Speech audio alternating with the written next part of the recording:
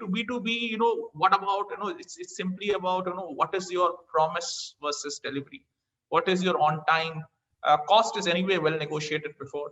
So what is your on time performance? There could be some special requirements like appointment based deliveries. How do you ensure that you adhere to the slot timings?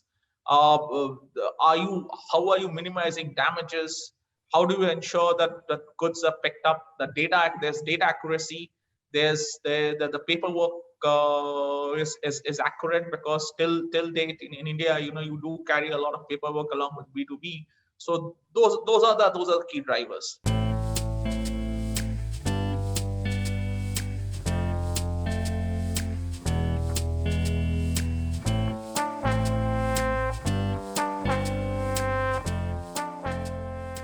Many of our leaders in the audience. Happy to have the fraternity here. Hope you're all keeping safe and are in good health. And thank you very much for taking the time out and joining in during such a difficult time. It's such a big privilege and a pleasure to reconnect with everyone, our distinguished panelists who are handpicked because of the think input and the rich experience that they bring in. And thank you to our distinguished audience for joining us. We've received over 150 registrations, most of whom are seniors, leaders, CEOs, CXOs from across our core sectors: e-mobility, healthcare, energy, logistics. And many of them are our members of our platform and are also repeat visitors. So this is very encouraging and motivates us to provide even higher levels of dialogue through the online channels as well. For those of you who are new with us today, the Blue Circle is an exclusive community which is curated for business leaders across 6 sectors, which are logistics, e-mobility, energy, healthcare, real estate, and aerospace and defense.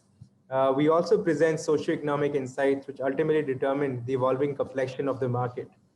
In response to the COVID challenge, the Blue Circle has also accentuated its digital presence. One of the many modes we employ is our weekly webinar series and our digital publication. In addition to this, and you'll be happy to know that we very recently launched the first version of the Blue Circle app, which is curated for leaders, somewhat like the sector-specific LinkedIn for leaders, a space that brings leaders together to have meaningful conversations, to connect with each other, house high-quality curated content, and also provide access to business opportunities across our core sectors. Soon we'll be also diversifying and adding more sectors beyond our 6 core. So those leaders who are interested, please do join us. I will also share the app link in the chat section, and we'll soon send invitations out to our new guests post our webinar. We've also begun our selective outreach and have close to 3,000 leaders who've joined the waitlist for the community app as well. And today, as part of our marketing, advocacy, branding, and customer acquisition series, we're privileged to have big minds and leading thinkers of the industry to join in for our Logistics Circles discussion. The topic is Future of Logistics, Factors Influencing the Market, Customer and Brand Value. And now, in the best interest of time, I will just briefly mention the names and designations of our panelists who've joined us. We have with us Mr. Amitabh Singh, Managing Director, Stellar Value Chain Solutions; Mr. Raj Saxena, Founder and CEO, Logistics Now; Mr. Amitava Saha, Founder and CEO, ExpressBees; and the chair and moderator for this session is Dr. K. Ganesh, Senior Knowledge Expert, Global Lead of MSC COC, and Delivery Leader, McKinsey & Company.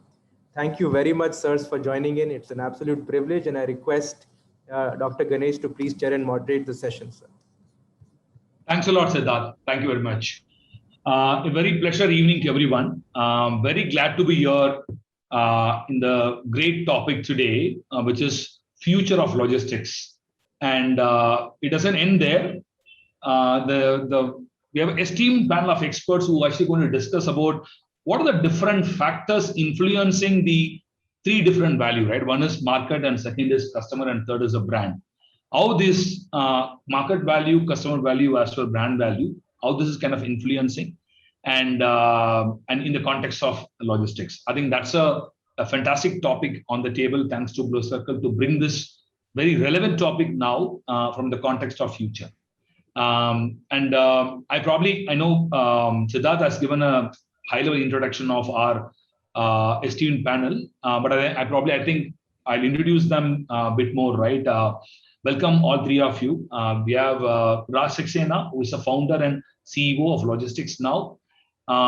He's actually building the logistics intelligence and freight procurement platform, which is this Logistics Now, with especially focus on enterprise, the enterprises who actually want to digitize as well, democratize the logistics. I think thanks to bring this platform, the Raj, right? So Raj also comes with a bachelor degree from NIT and also did his MS from Carnegie Mellon, USA.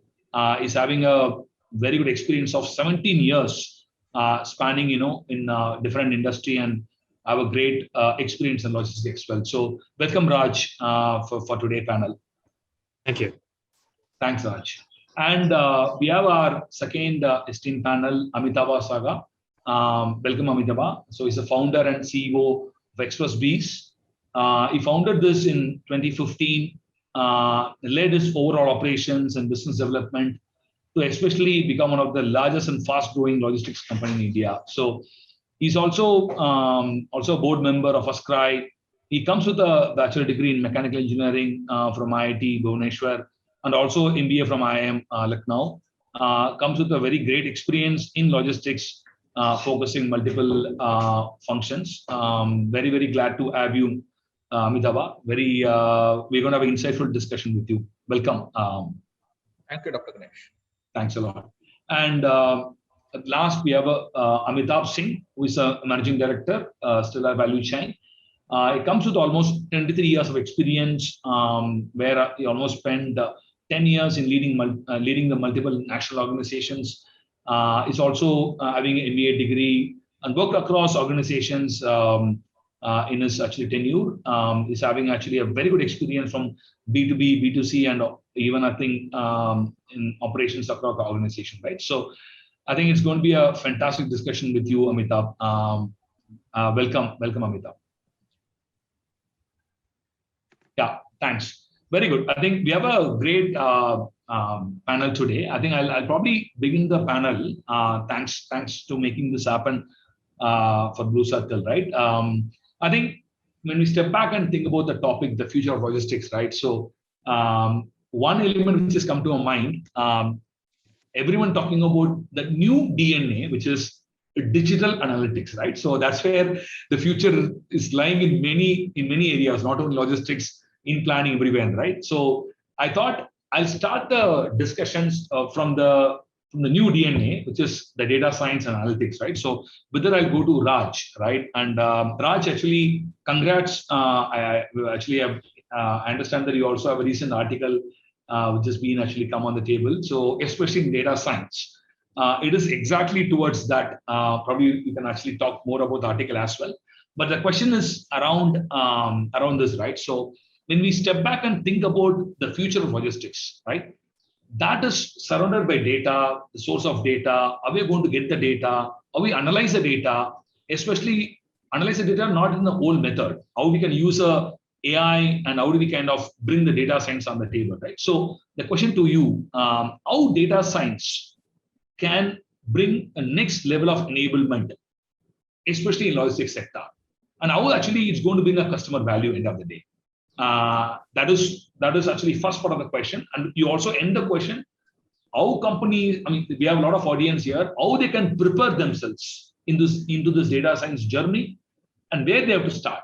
Would be helpful if you could answer this threefold question. So what and how data science can enable, and where to start, how to prepare.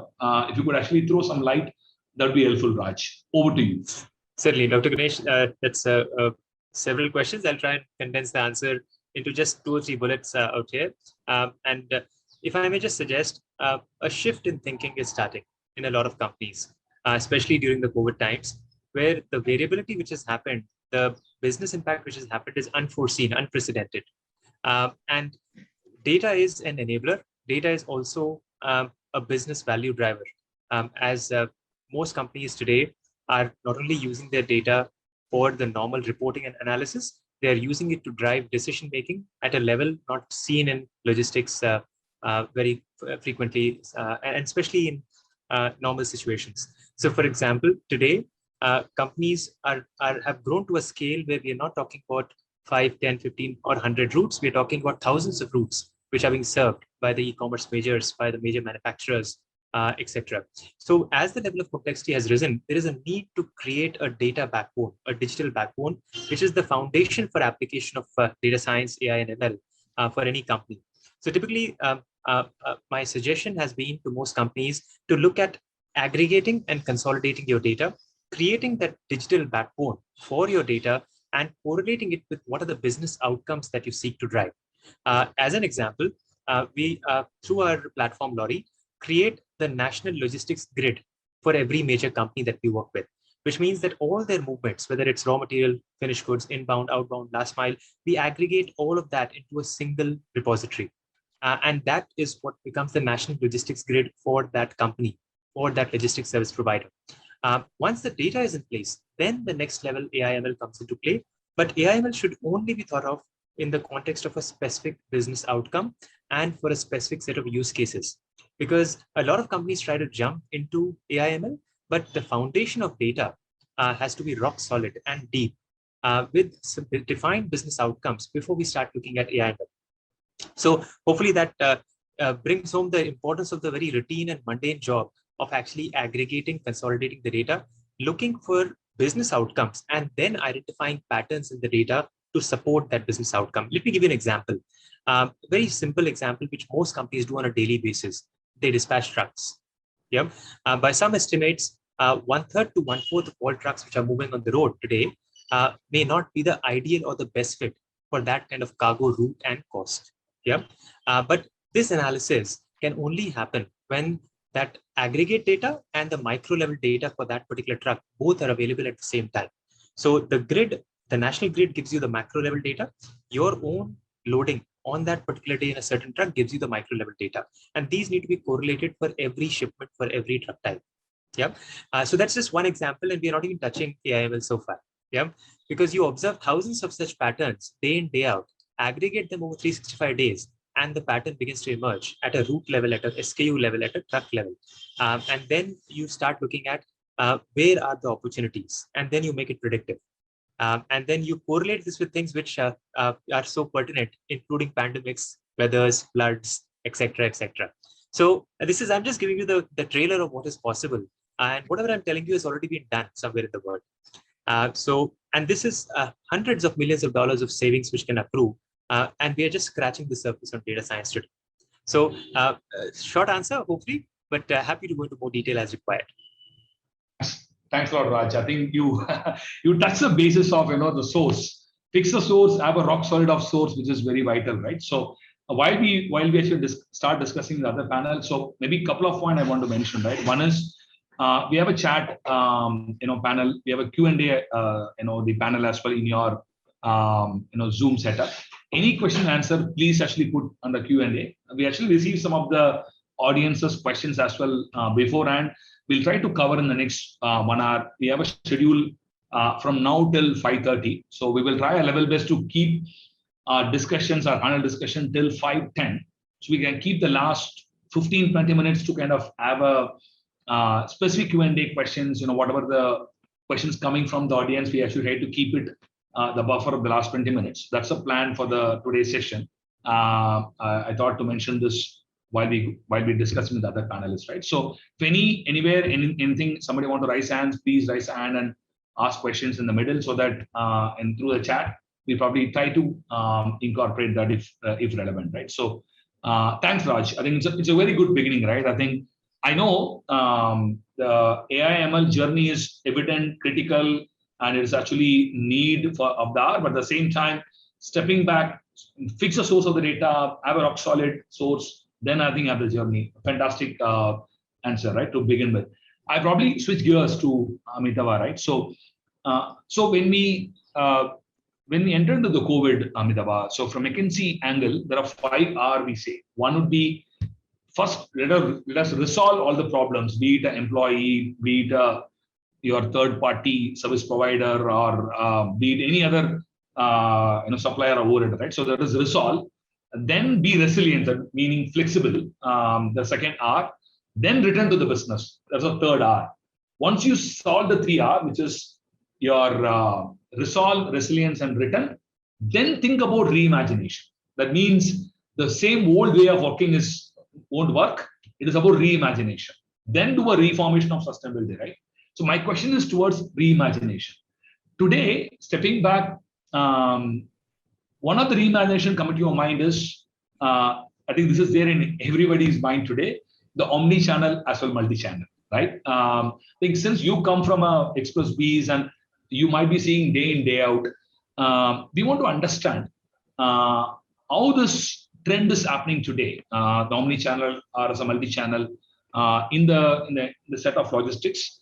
And probably, I think from your experience, how to kind of experiment this?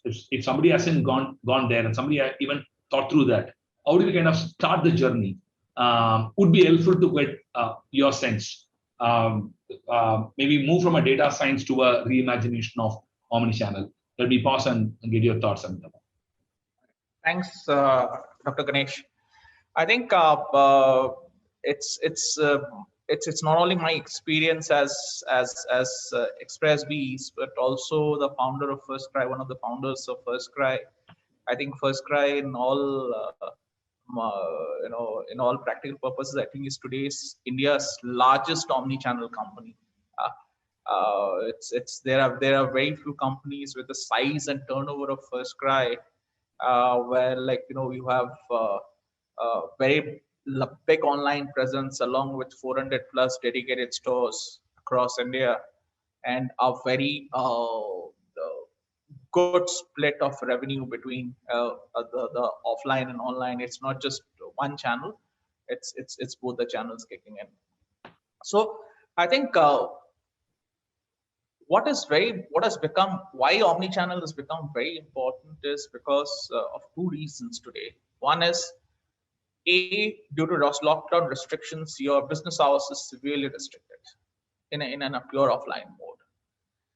B, the supply channels, the normal supply channels are also to a certain extent impacted. You are not able to move, in certain cases, goods as efficiently between warehouses.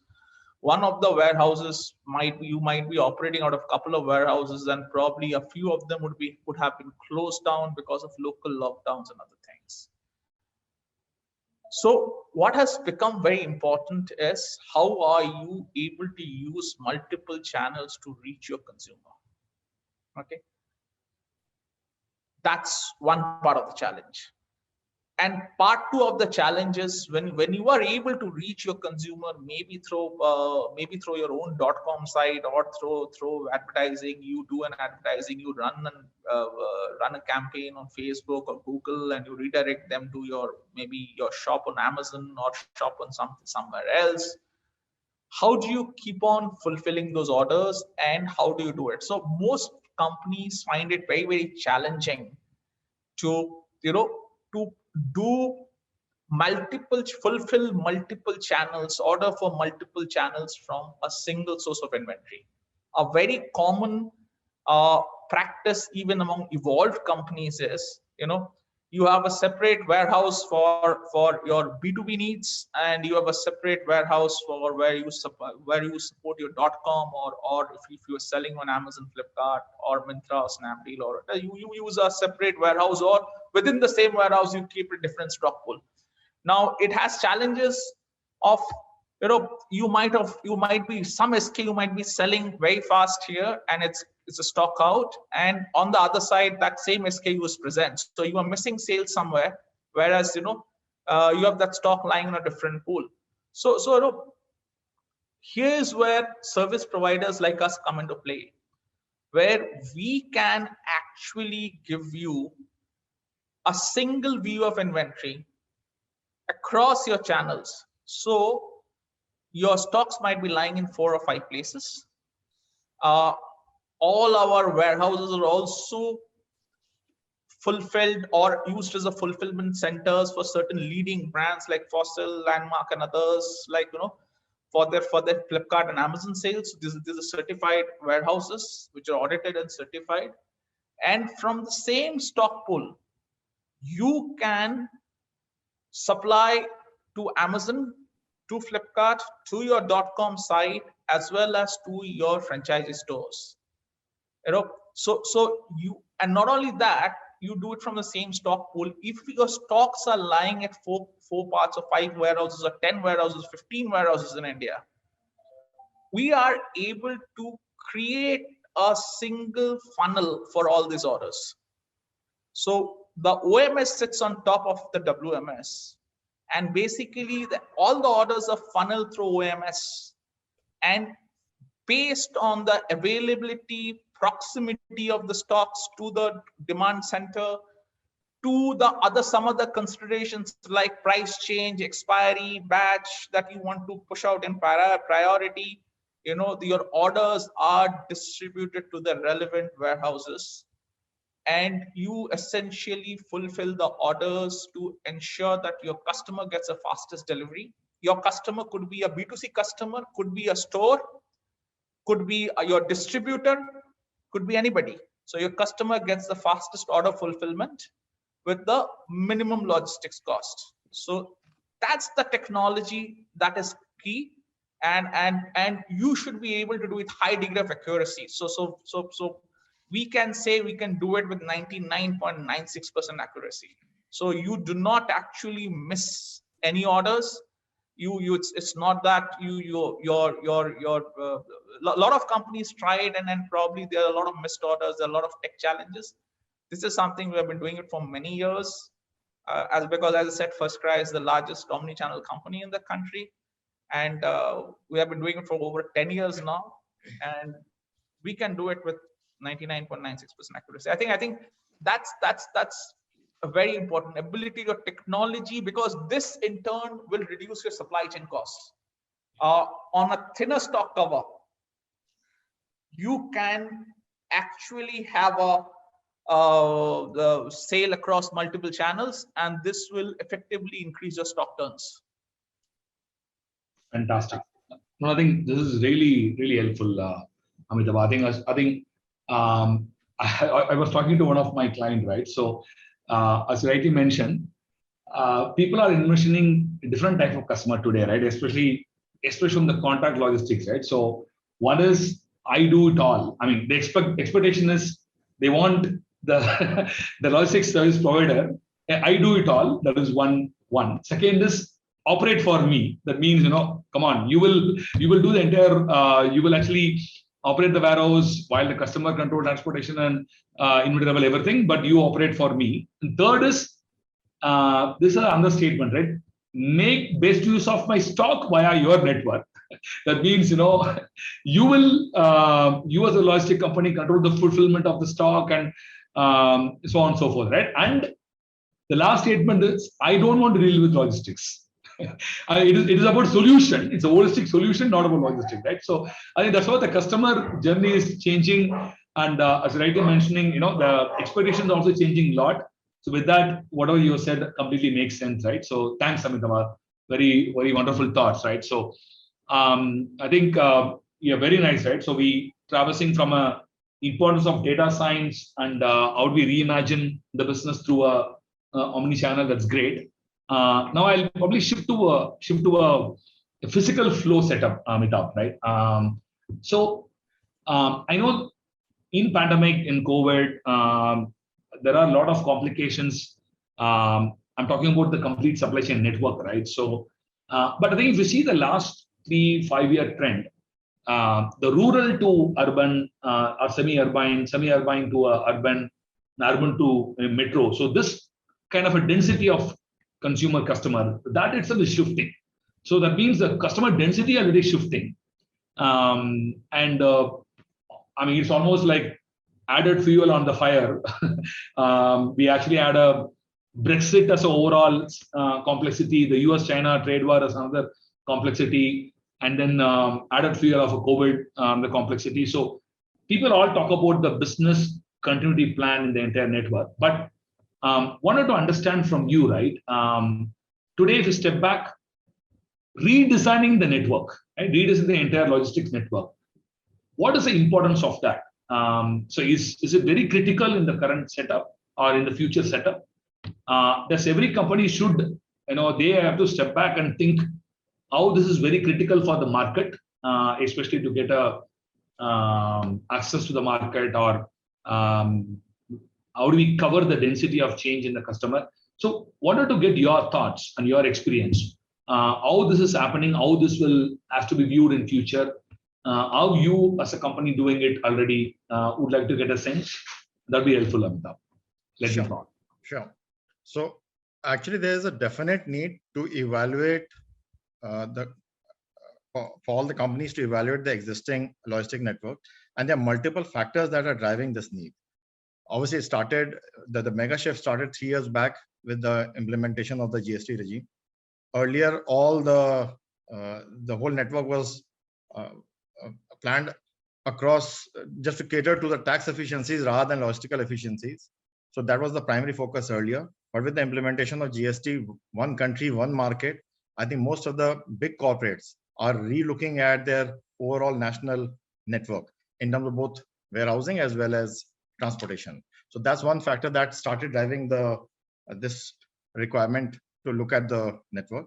Second is when we are looking at we're carrying a vision of $1 trillion economy, of $5 trillion economy. Manufacturing will have a big role to play, and with manufacturing growing, the companies will have to look at the manufacturing clusters, the consumption clusters, and with the shift happening from across state warehouses to regional warehouse setup, the overall network will have to align to these manufacturing and consumption clusters. So that's the second thing.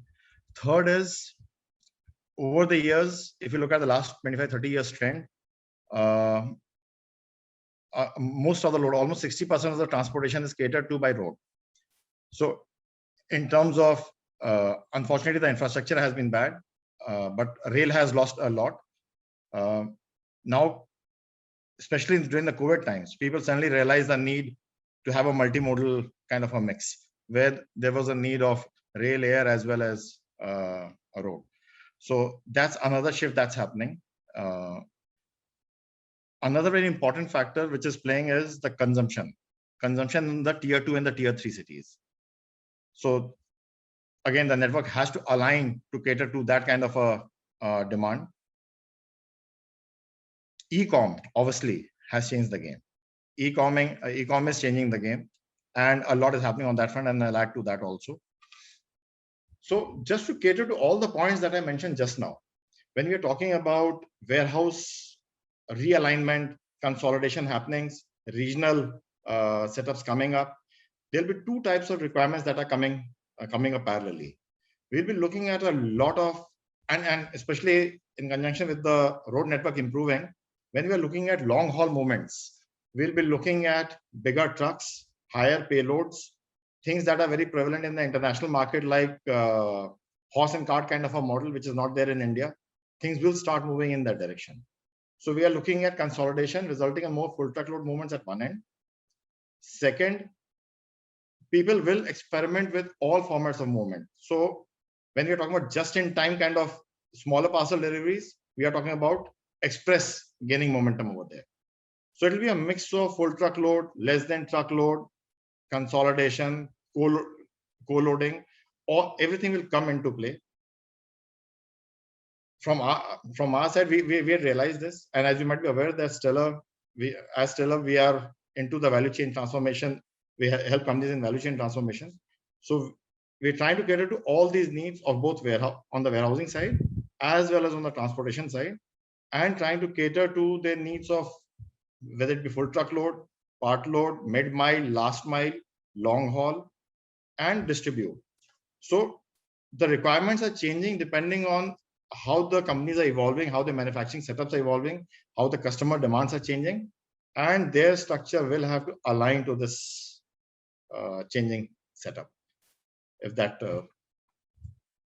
a little more on the B2C side, when I said, and on the consumption side, one big change that is happening. Earlier, when we were talking about lead times of 24 to 48 hours, that has suddenly shrunk to 5-6 hours for omnichannel and other industries, and shrunk to 2 hours, and now shrunk to 20 minutes to 30 minutes from order to dispatch kind of a cycle.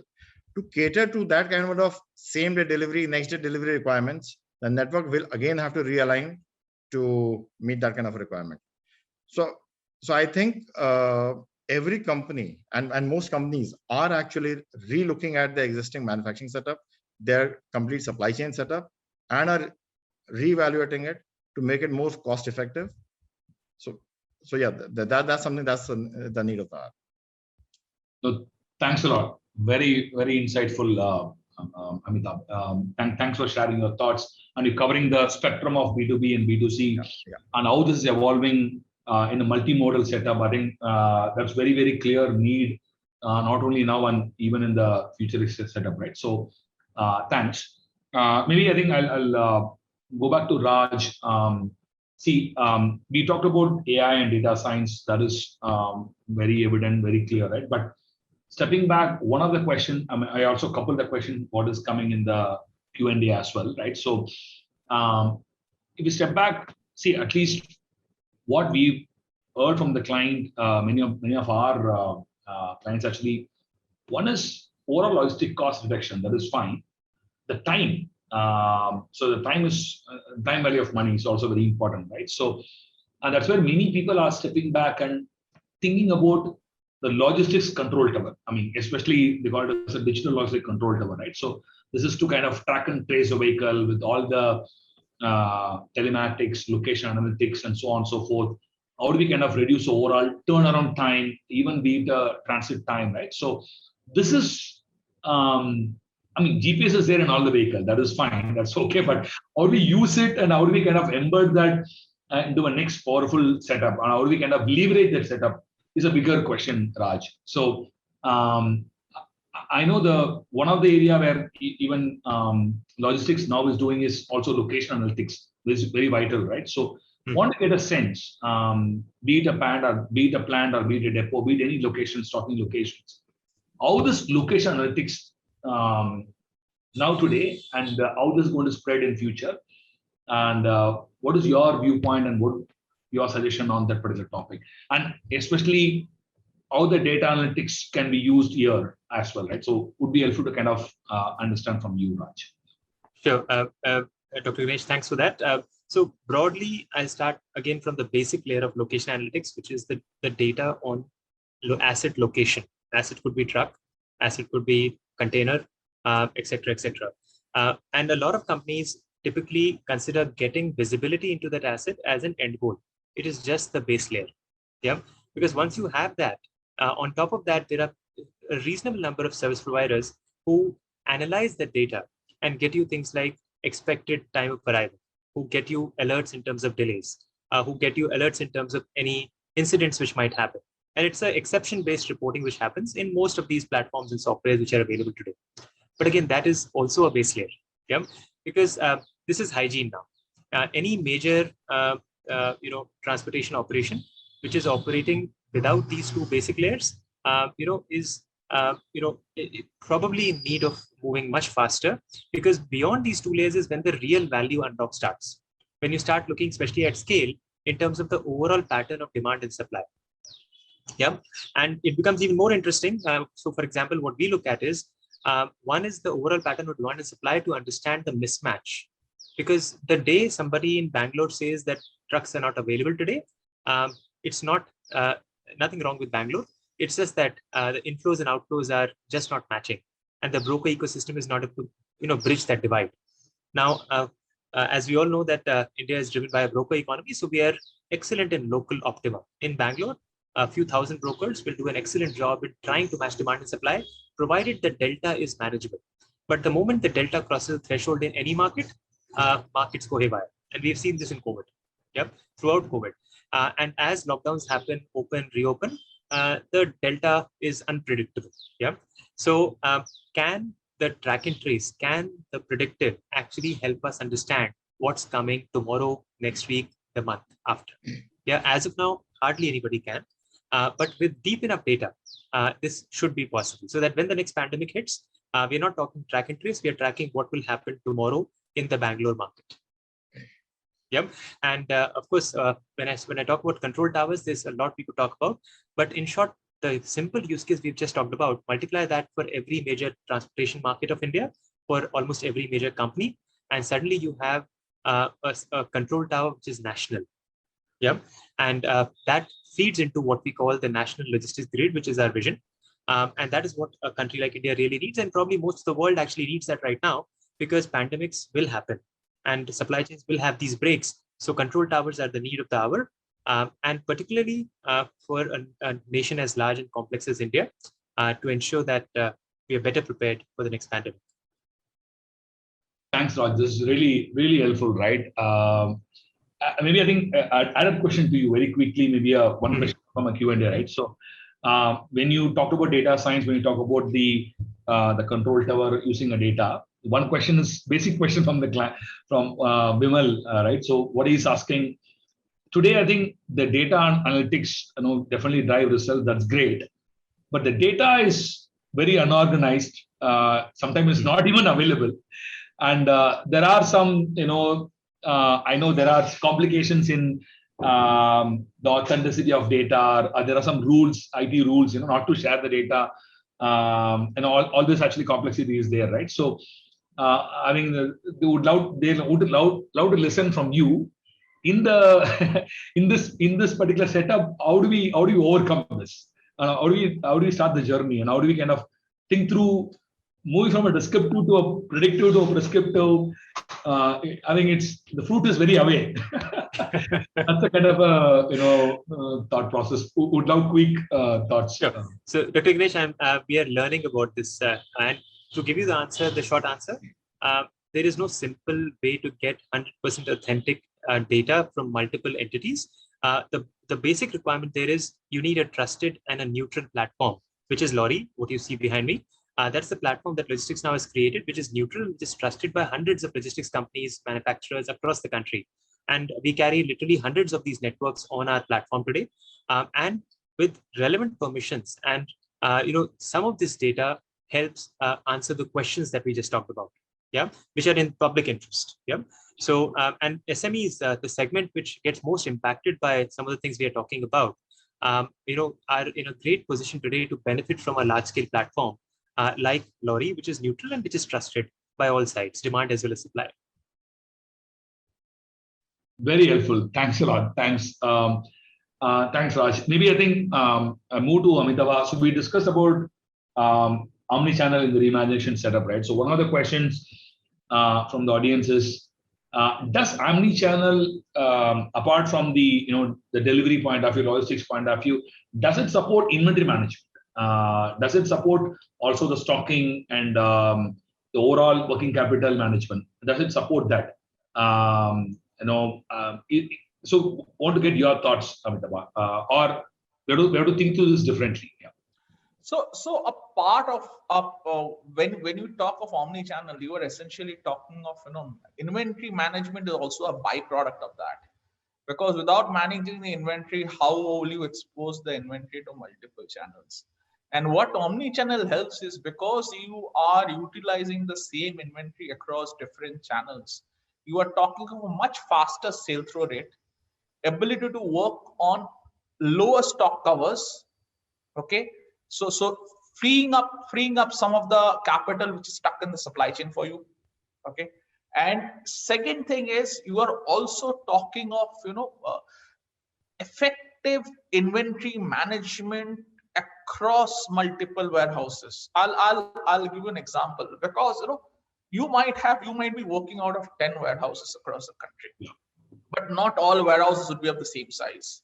Okay, some warehouse would be larger in size, more capacity, and will be for example, let me give you an example. If we say example, we have a warehouse outside Delhi. It would not only serve Delhi, but I think most likely it would be the mother warehouse for the North Zone. Okay, suppose we have satellite warehouses in Lucknow, UP being a big consumption belt, and in Punjab. Now, those warehouses, it is for most businesses not feasible to have equal size warehouse and holding inventory accordingly everywhere. So to reduce or manage the supply chains cost better, you will hold inventory in a higher quantity in certain areas. And the technology also allows you to supply to these smaller warehouses supported by an auto replenishment model based on the consumption pattern, based on your based on consumption, sale through, lead time of fulfillment. While you might be selling through, in case of B2B, you will be selling through in case loads. In the case of B2C, you'll be selling in case of pieces. In a warehouse, will be dispatching pieces to the end consumers.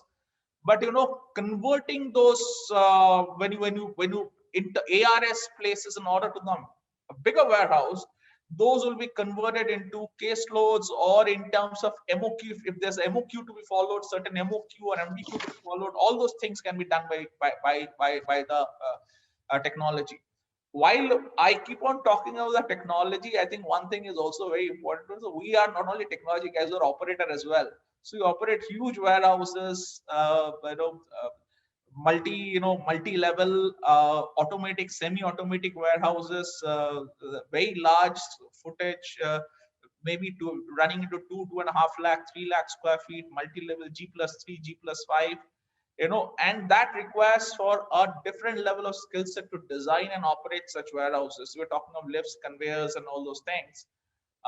So it is not just the technology, but it is also the skill to operate, design and operate a large warehouse. And as Amitabh was saying, how do you probably, a B2B order, you probably dispatch in a day, and B2C order, same day delivery, you dispatch in 20 minutes.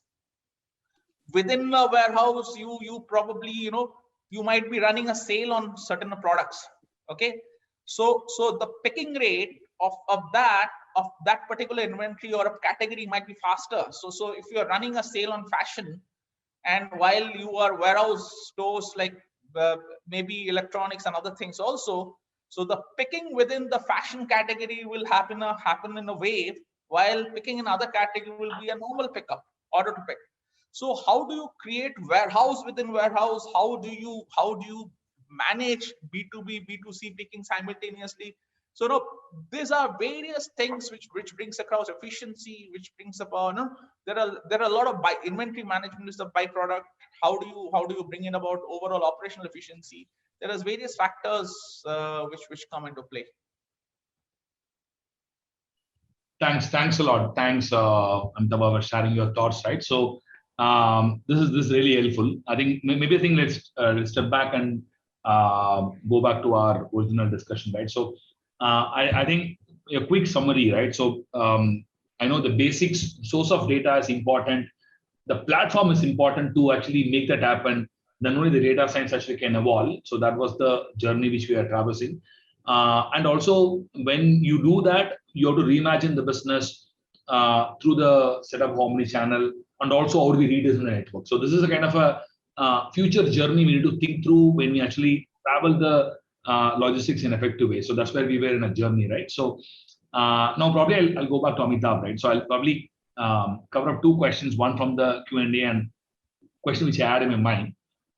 Today, I think we are talking about future of logistics. When we talk about future, what is the growing need of a 3PL, right? And how this kind of help the supply chain transformation, because we talk about the transformation is generally we talk about transformation in three different dimensions, right? What I observed in of the client: high profit margin, high cash flow, working capital has to be tied up, so high cash flow. Then obviously service, not service for everyone. So that actually shifted. No one size fits for all. So with this three dimension, people want to transform the supply chain, right? So high profit margin, high cash flow, and high delight segmented service. When the people want to transform this, what is the growing need of a 3PL?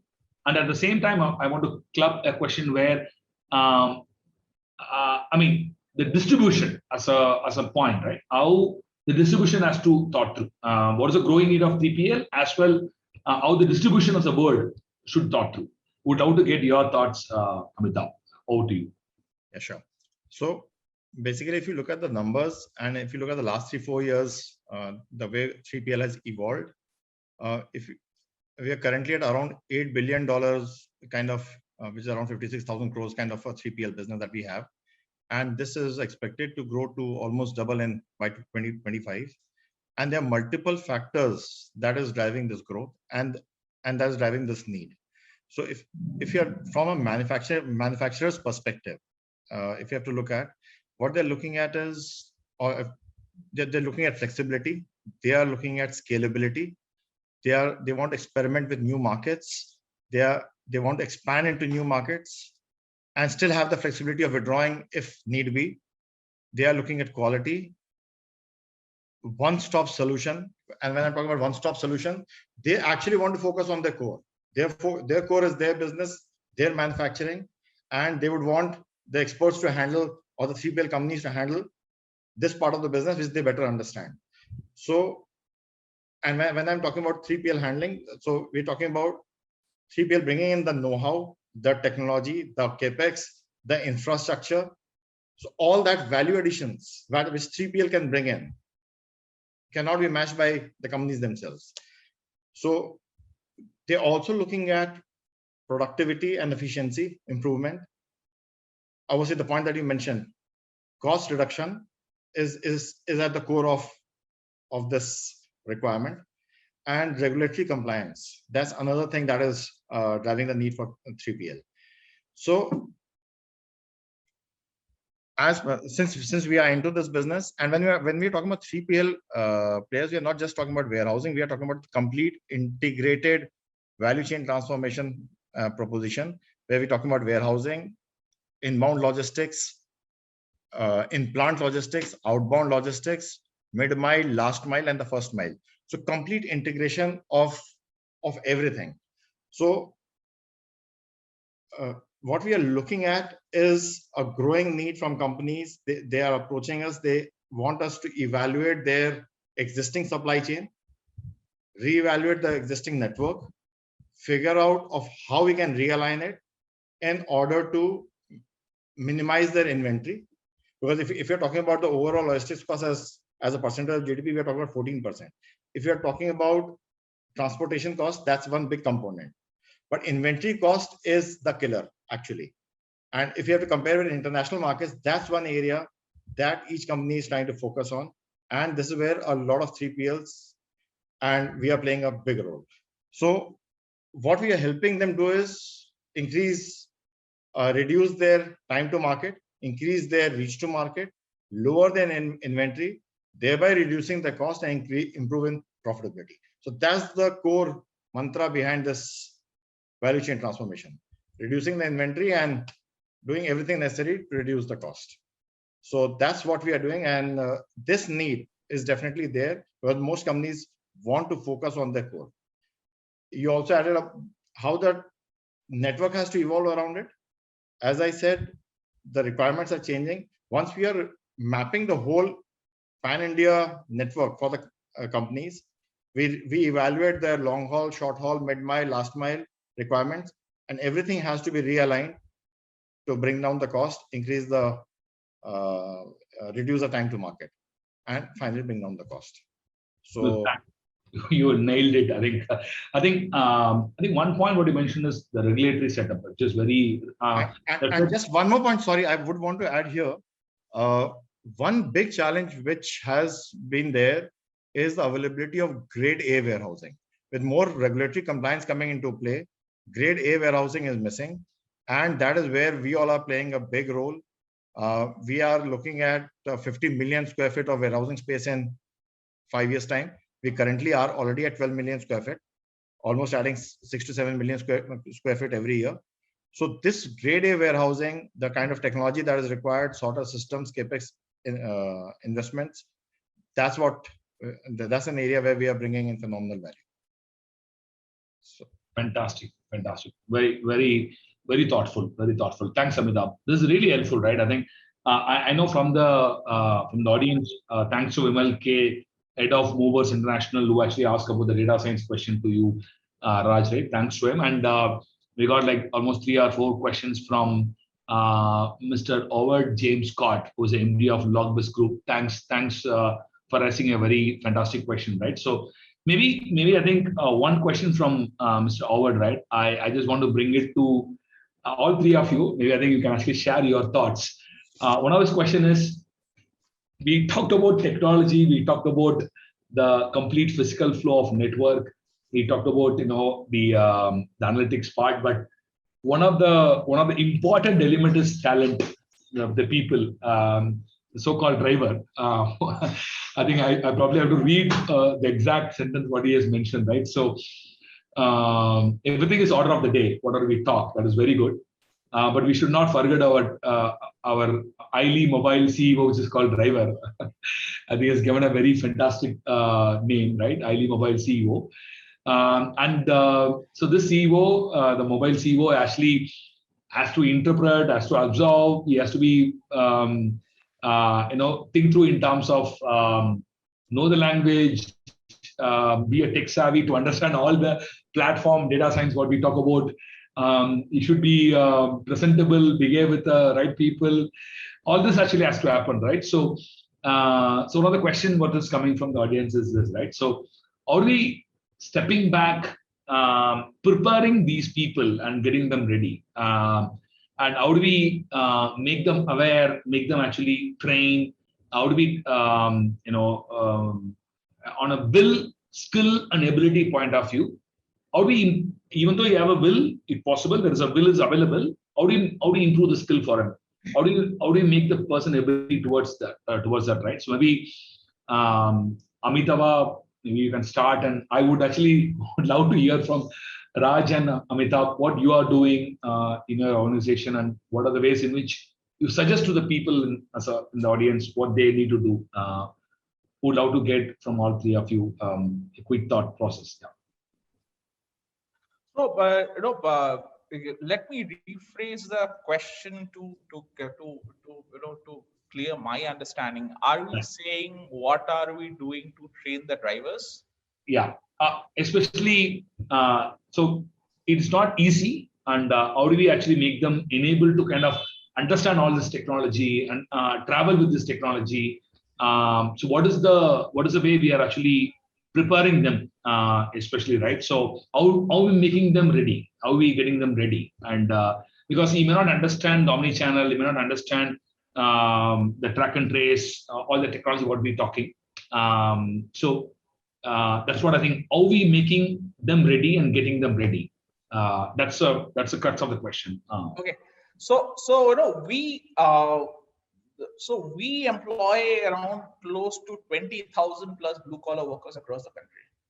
Okay, and as rightly said, the driver or some of them on the ground will not understand omnichannel or what it is, what is omnichannel or what it means to, or will not understand multi-channel and all those things. Okay, what we have consistently seen is, and he's, as Mr. Howard James just rightly said, he is the face of the company, right? For a boy who goes out to make a delivery to the customer, he is the face of the company. And we do measure our NPS scores on a daily basis. Like we shoot SMSs to the people, we deliver our packets, and on a daily basis we receive over 50,000 responses daily. Okay, so 50, 55, 60,000 responses daily, and we measure our NPS scores.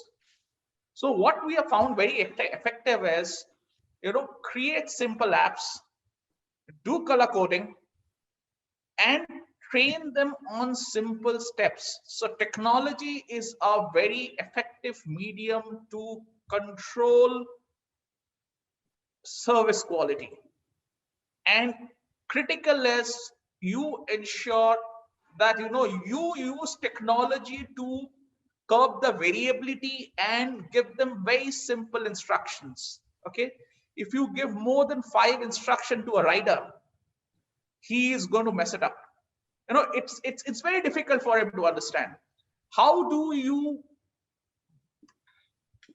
create within the app a functionality you let him access based on his profile, the job that he is doing, a specific functionality, and within that also the fidelity that he is allowed, and the color coding is used effectively. Red, green, green means he's allowed, red means there's a blocker, and create simple 5 steps for him to make his life simple. As long as you're able to do that with technology, you can very well effectively control the quality. As I said, we use 25,000 blue collar workers. We deliver almost close to 1 million parcels to the doorstep every day. 1 million parcels, 25,000 people delivering over 1 million parcels, getting 50,000 plus, 50 to 60,000 plus NPS responses every day.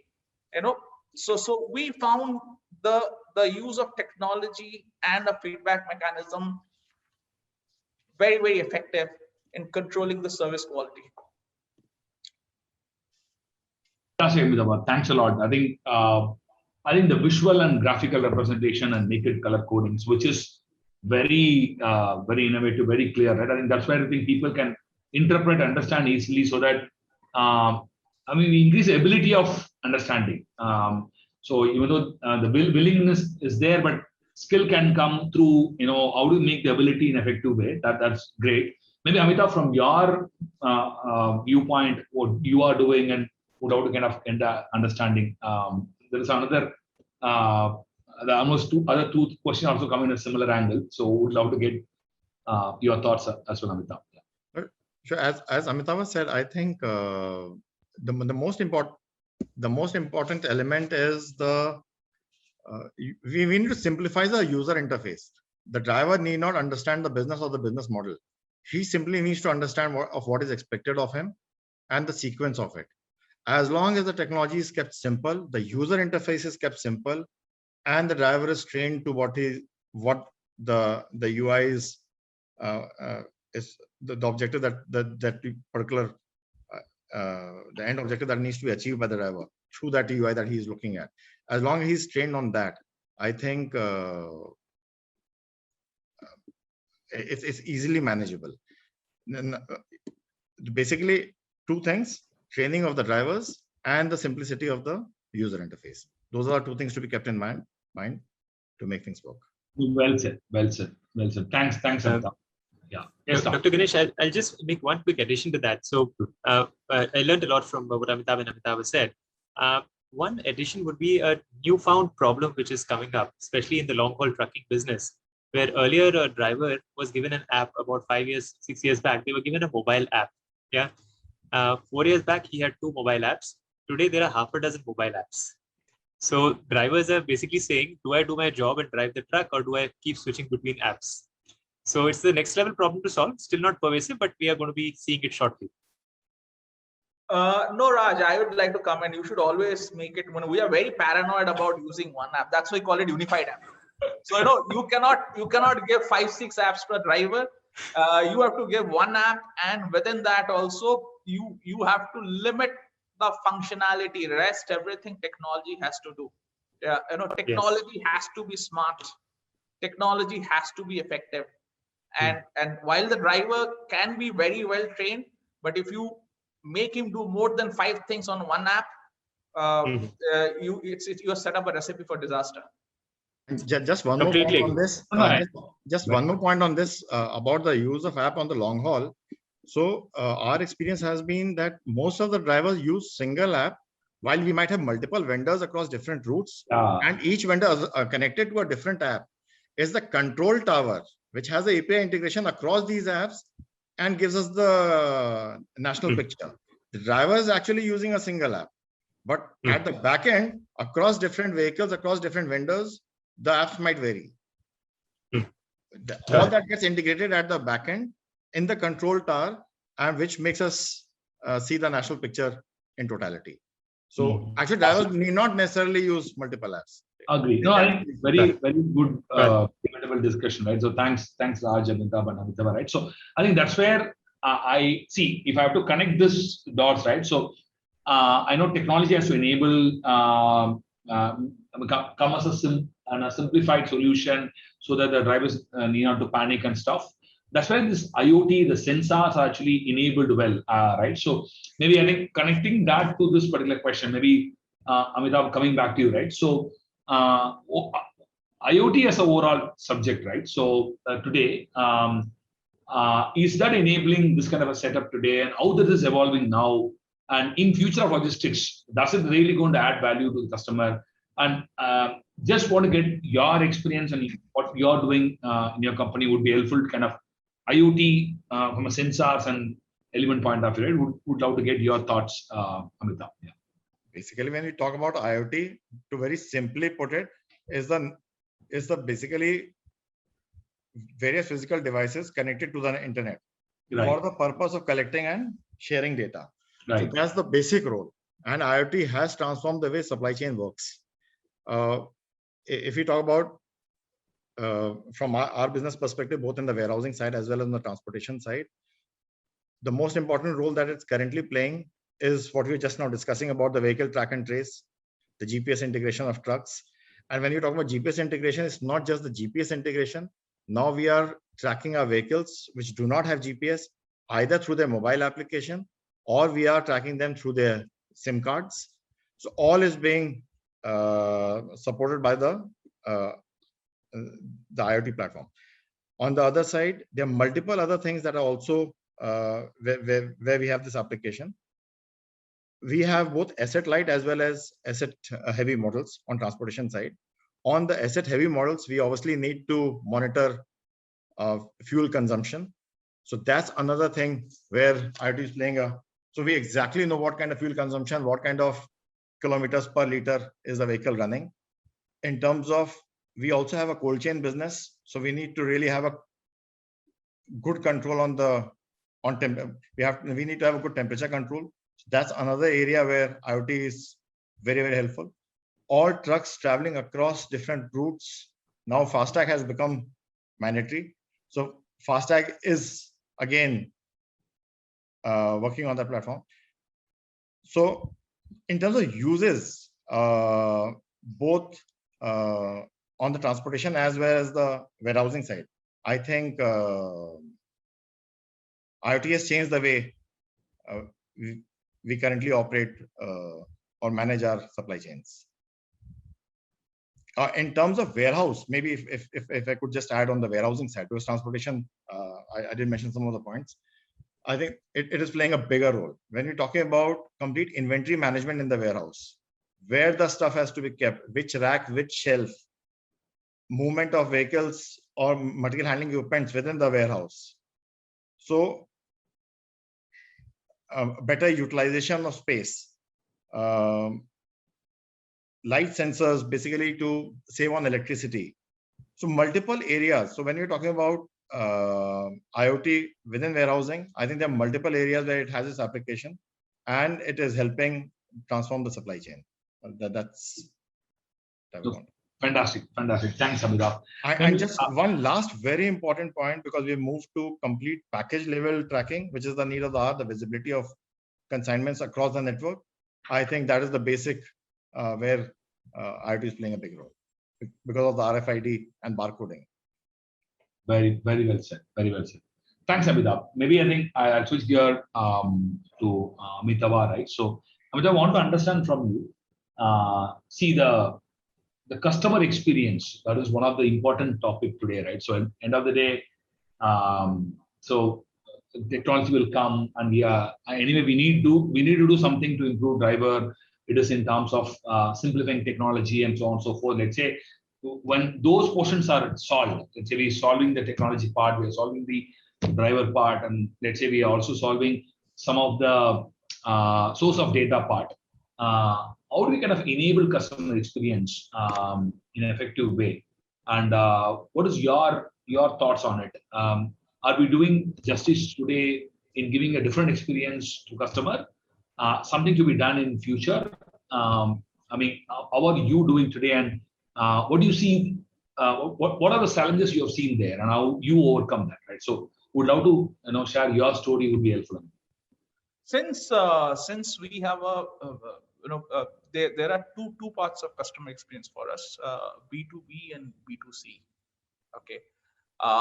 So for us, the A is, since we have a large e-commerce business, so B2B customer experience is actually a byproduct of B2C customer experience, because their experience depends on suppose I'm delivering a shipment for Flipkart or Amazon. Their experience depends on what is a their perception of customer experience depends on what is the experience I'm giving to their customers, which is their end consumer. So that's one.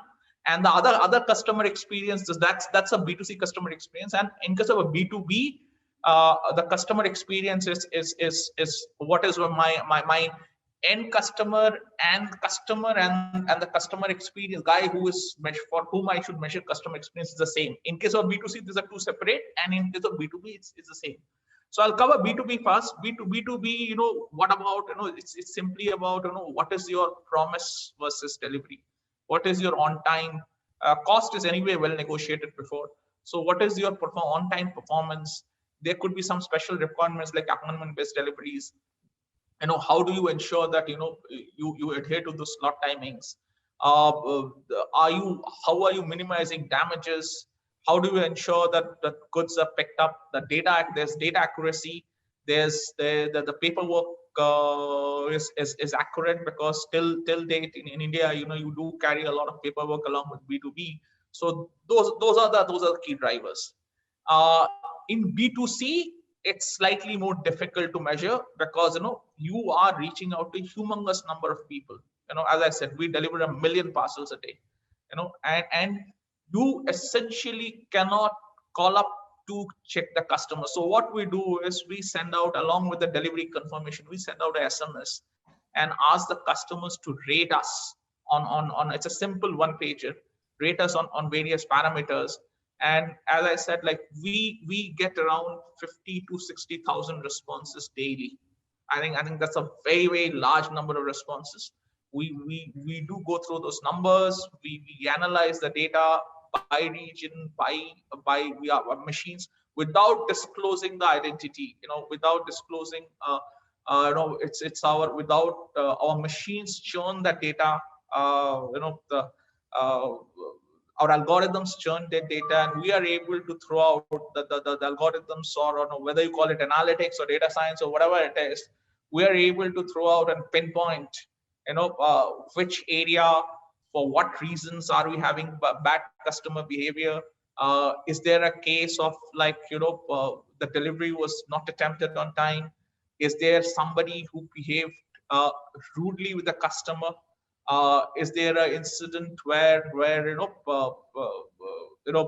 did everything go as per expected? So typically we look for if the NPS score goes below 75 to 80, so we will basically take out detractors and you divide the thing by the whole thing. Customer satisfaction score is obviously much higher. NPS score is much difficult to attain. But if the NPS goes down below 75, there is obviously a call to action for that particular location or region. Other than that, if there are specific incidents, the customer can write in comments as well. So in case there are any comments which can come in, which requires corrective action, that is actioned upon. So there's a very rigorous check, and I think that's the only way we can do it, because as I said, 25,000 people delivering over 1 million parcels a day. There's you can only do checks in certain ways. Thanks, Amitabh. This is really powerful.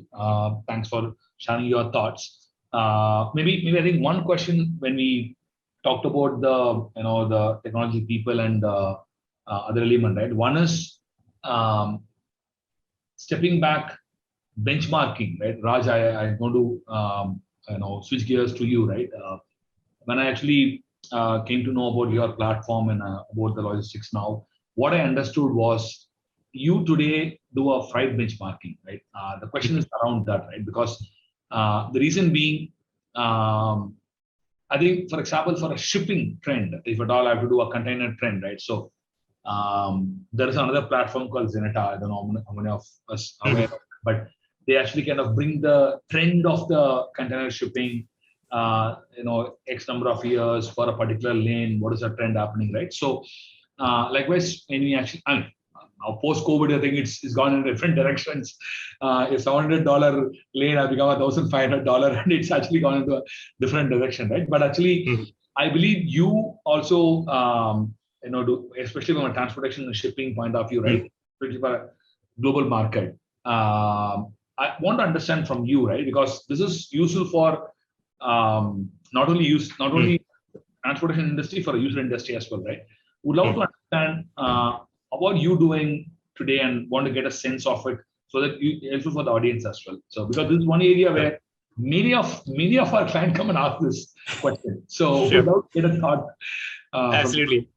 So Dr. Vinesh, thanks for the question. I'll tell you why we built this benchmark. So we have the freight benchmark for contracted freight, FTL, for India for about 20,000 routes nationally. And we would meet many of the customers, and the general question with a logistics head or a logistics manager was, are my freight rates the best? So basically, everyone would love to believe that they have the best freight rates, the best logistics costs, and nothing wrong with that because there's no one to tell otherwise, right? So, and it's a very human need to get validation that yes, I'm doing a good job. Yeah. So what we did was we said, okay, when we heard this question like about 50 times from 50 different companies, we said, okay, now let's create the benchmark. So we invested about 3 years, collated a reasonably large data set, made it a little more dynamic, acquired data from hundreds of entities, transporters, manufacturers. And finally, in December of last year, we launched the beta version of this benchmark. So on about 20,000 routes, there is reasonable transparency. Median rates, maximum rates are available online. And we customize the benchmark for specific companies with the stated intent of giving a realistic picture of what is the freight in a certain market, in a certain lane, etc., etc.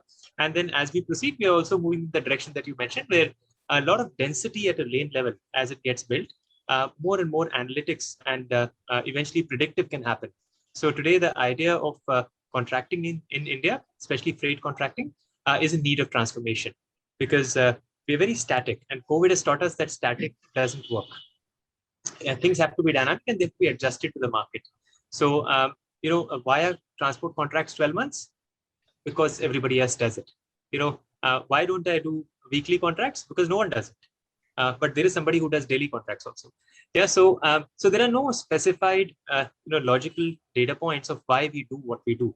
And the benchmark is a starting point. Benchmark is also looking at terms, conditions, shortage, damage. How do you handle it? What are industry standard payment terms? What kind of fuel clauses? Because phenomenal impact that has happened. The same fuel, going up by 5%. There are 20 different variations of how it is handled in the industry. So this lack of homogeneity hurts everyone because end of the day, it's the same truck and the same diesel, yeah, with some variations here and there. But that homogeneity will benefit everyone, the user side as well as the transport side, and which is what we seek to bring through the lorry benchmark. Interesting, very interesting. This is a very great information, at least many of people, I think, trying to understand at least, because I know we have a clean sheet model and I can do a bottom-up benchmark and stuff, but see, at least I never seen a very great success where line by line item, I can go and actually figure out the clean sheet oriented answer and then bring down the table for negotiation. But at least this benchmark will actually give a range where I am playing and where I'm doing today. I think would be a very good set for the people. I think it's very interesting, Raj. Thanks for that. I know we have another 15 more minutes. I just want to do a time check. So maybe any questions from the audience and anybody want to? Siddharth, would you allow to audience to kind of ask any questions, or is it only through Q&A? Because I have only one more question which I'm going to ask Amitava, but otherwise, if there is we don't allow people to kind of come and talk and stuff, and then we can go ahead and ask a couple of other questions from my side. You can allow if you wish, because I see Mr. Tarun Sani in the audience has raised his hand. Perfect. If he wishes to ask his question, then we can allow to talk. Yeah. So then give me a 30 second, right? So then probably I'll open the forum. So I think Amitava, Raj, I think it's a fantastic discussion last 1 hour, 15 minutes, right? So I think we touched the very good spectrum. I know we touched the very basics, which is required now to fix a problem. And there are areas to kind of step back and think through in the long run, right? So I mean, if you talk about the 4 pillar, one is the entire process, fixed operating system process, which you all talked about. That is one.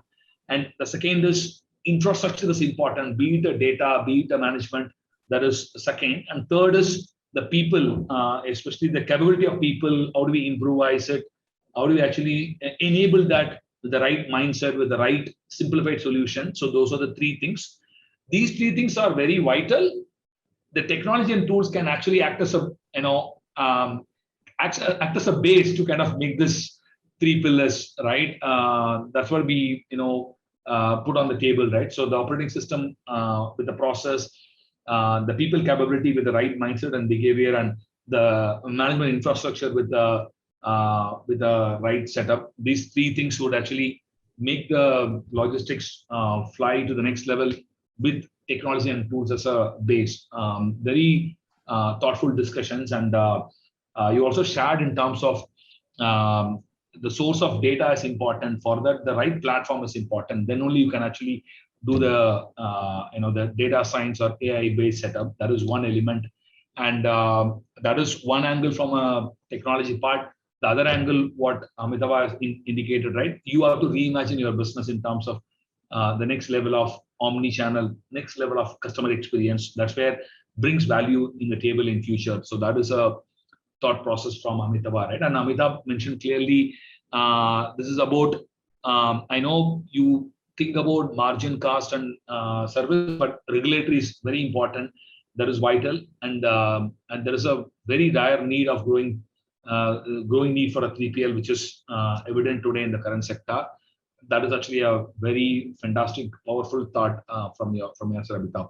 I think this is like very rich discussions we had. Thanks for your time and sharing your thoughts. I know the logistics as a topic, it's not even a day is enough. So 1 hour, I think it's not enough to cover the ocean. That's what I think my professor T.D. Narendran from IIT Madras, I did PhD with him, right? So he always used to say, if you talk about supply chain logistics, there's always old wine and new bottle. This all, so you always say, hey, we all done this in 1980s itself. You guys actually bring everything back, with a different, layer of technology, layer of data science. But the basics has to be built in. The basic hygiene has to be built in, right? So we are very clear wherever people has to fix the basic hygiene, let's fix it, and then the wrapper can come on the table, which actually move your great to excellence. But I think moving from good to great is basics, but it doesn't end here, right? Because everyone is playing great today. So you have to stand out the market, then you have to be excellence. And that's where Amitabh also was indicating, right? 99.6 is actually not, 90 to 95 is easy. moving a 0.1% after 93 or 94, 95 is actually a bigger milestone, right? So with that, I think I really heartful thanks from my side. It's been wonderful learning for me as well. Thanks to Blue Circle for bringing this particular setup and the right set of experts, right? So one from platform, other actually from a the real hardcore 3PL setup, and from a different dimension of expertise. So very good set of people has come on the table and brought in a wonderful insights. I pause here, and maybe you can actually open the floor to the questions, right? So if anybody want to ask you questions, please, I open the floor. I understand that there are few people actually raise the hand. Would love to kind of understand from the audience. Yeah. Now I think Siddharth, over to you. And I think only one last question, which actually I put it to Amitabh, right? So one question has come from the context where inventory, inventory, we are managing inventory and logistics, that is very clear. But how about managing inventory on wheels, especially the way of managing goods in transit? That is one question come from, I think Mr. Howard is the one who asked the question, Howard James Scott, right? So would love to get your thoughts, Amitabh, maybe would be helpful. And after that, the answer is, Dr. Ganesh, is possible. as a logistics player, we can enable it. But what it calls for is our customer needs to have a great set of data and understanding of his consumer and his demand. If you are talking of moving inventory on the wheels and distributing it real time, you need to be able to predict demand in anticipation. Suppose you are moving goods from Bombay to Mumbai to Pune. It's a 5-hour journey, or it's overnight 5-6 hours journey. So you start off from your factory in the morning, or in 8 o'clock. So the goods would hit Pune by like 12 or 1 o'clock, 200 kilometers, or maybe slightly early. But after that, by that time, you should know if it's a Thursday afternoon and you have like 4 distributors in Pune, whom should you give how much to, and I know of one company which does it brilliantly, Asian Paints. Asian Paints has this wonderful distribution model where it took the distributors out of the channel, and it supplies directly from the factory to the end, to the retailer, and they do it multiple times a day. Okay, but they have a data. I think Asian Paints bought India's one of the first most powerful computing systems way back in 1969, or way back in early 70s, I believe, when computer was still at its primitive stage, and they have been accumulating, and obviously over a period of time they've upgraded the systems, and over a period of time they've continuously fed that data, and they exactly know, their shop in say a part A in Pune, say just for a namesake, Kalyananagar in Pune, what SKU is going to sell in what SKU in what quantities needs to be sent to them. So actually, as a logistics partner, we are enablers, we can do it, but we are custodian of the goods. But the owner of the goods needs to have a very robust information system to enable this. Thanks, Amitabh. I think well said, and you also said with a very valid example. I think very fantastic. I think there are a lot of people actually keep it as a benchmark, and from there, postponement of strategy, actually they only brought in there are multiple other strategy, right? I think very valid example, right? Maybe another 2-3 questions come from a different people. I think want to quickly. I think Mr. Jaydeep Adhikari, Vice President Reliance Geo Info. He actually he asked a question about role of IoT in logistics. Mr. Amitabh actually very well mentioned about that, and we discussed about that, right? So thanks, JB, for the question, right? So, and the other question we also got from, once again, I just need the name. There's no name, sorry. How this network design is important. It's from Mr. Agam Singh Pudhi, Chief Mentor, Advisor, and Consultant at Cube Innovations Private Limited, right? So he asked about the question, how to redesign the supply chain network, and how do we kind of think through a just-in-time through network. So Mr. Amitabh actually well addressed that question. So, and the other two questions are maybe really critical, right? One is how this electronic vehicle taking place in heavy logistics transportation, and especially in last mile. It's actually from Aditya Kumar, founding partner of Urja Bolt. Maybe Amitabh, you want to share your thoughts? Sure. So basically, we have been experimenting on this with multiple companies. So there are multiple manufacturers who are providing electric vehicles now. So whether it be Mahindra, Piaggio, Tata, Omega, so multiple manufacturers we have been experimenting.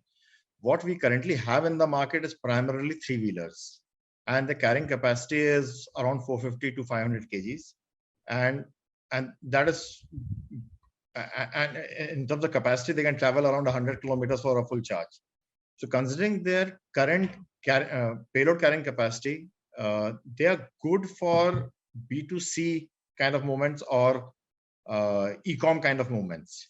But when you're talking about heavy load movements, what we are looking at, and we actually have a huge requirement. We are actually looking at putting 1,000 trucks, and we are in discussion with companies. We are looking at 1,000 electric vehicles. The moment we have 4-wheelers coming into play with a carrying capacity of at least 750 to a ton, which is current carrying capacity of Tata Ace. That is when we'll be able to utilize the electric vehicles for that. But there's a definite need. We already are in discussion with multiple companies, and the moment we have four-wheelers coming with a higher carrying capacity, because in terms of cost of ownership, in terms of fuel efficiency, there's a huge advantage, especially for the last mile and the first mile. Fantastic. Maybe another 4 or 5 minutes we have. So maybe a quick 30-second answer for another 3-4 question. Maybe Amitava, I probably asked this question to you, right? Especially one of the question is actually, how do we look at the last mile logistics? People actually talk about what is the future in last mile operations from Sameer Tambat, Director TD Logistics Private Limited. So what is the future and what is the difference in last mile logistics? Would love to understand. Yeah. So I think the immediate future that I can see is they will be slotted, there will be predictive delivery timelines. So instead, right now we make day definite deliveries. Okay. Got it. And mainly for a delivery service partner who are associated in last mile partner in last mile logistics, right? So for them, what is the opportunities for the delivery service partner who's doing with Amazon and so on and so forth, right? So how for them, what is the future and how do you see them? Yeah. Sorry, can you repeat that question? So what is the future and opportunities for a delivery service partners who are associated in last mile logistics? Acha, what is the opportunity for delivery service partners? Okay, I understood. So it's a growing business opportunity, because there are companies like us who are obviously looking at last mile delivery partners. We work with we work with more than 2,500 last mile delivery partners across multiple cities and towns. And these are not individuals; these are business entrepreneurs who completely own and operate a service center and in turn hire people. So that's a growing opportunity. Not only us, I think Delivery.com is also they have their own last mile delivery partners. So does ATS, Amazon Transportation Services, and so does eCart. So yes, that's a growing field. All we require is an entrepreneur who has the ability to invest amount in setting up the center, and obviously has some experience in logistics sector. And with since he's dealing with goods and COD and all those things, COD cash, we also look at a CIBIL score of the person. Fantastic. Another one question to you, Amitava, right? So especially the buying preferences changing today. So especially even after COVID lockdown, right? So as time come for tier 2 cities to have organized warehousing and logistics player, what is your thought? This is actually from Viren Jadhav, Director, Emercrop Capital Advisor Private Limited. Would love to get your. I think the opportunities are very good, because what we are seeing is we are seeing a lot of e-commerce penetration post the COVID. The COVID has accelerated e-commerce adaptation, and we are seeing very fast growth from, forget about tier 2, tier 3. We're talking about growth from tier 5, tier 6 cities. Okay. Today, we are present across 20,000 zip codes in the country. So new plus old, if we combine the pin codes, it's around, if we combine unique pin codes, it's around 19,000. And then there are certain other pin codes. So we'll be covering the entire country by early next year. So by Q1 of quarter 1 of the 2022. So when we are talking of penetrating the entire country, obviously tier 2, tier 3 cities also become very important jump point for the hinterland for distribution of the goods and services. So yes, the answer is yes. We see a scope for warehousing, and as well as good as Amitav said, grade A facilities in tier 2, tier 3 cities as well. No, thanks, Amitava. I think one of the questions very basic question. So ultimately, how the carbon footprint is happening today in terms of environmental issues. So Amitabh, mainly from your Stellar, maybe a 30-second view, how are you doing, would be helpful. With that, we probably can come to a conclusion. No, so we're taking a lot of measures to control the carbon footprint. Basically, if you talk about our warehouse setup, with all the material handling equipments, whether it be forklifts, reach trucks, they're all battery operated. We don't have any diesel or petrol vehicles there. In terms of roofing, and all the grade A warehouses, the millions of square feet that we are managing is primarily driven by sunlight. So that's something that we focus on to, again, prevent our electricity wastage. Third is we are looking at massive. We actually have a massive plan for solar panels. We're putting solar panels across most of our warehouses. Again, with this objective of reducing the carbon footprint. I did mention about 1,000 electric vehicles that we are looking at for the last mile and just waiting for the right vehicle. IoT we discussed about for optimizing our truck movements. That again will help in this direction. It'll help in better route optimization and again reducing the kilometers run by the long hauls. And rainwater harvesting is another area that we are working on. So everything associated with in terms of for warehouse as well as for transportation. So all measures necessary to keep the carbon footprint in control.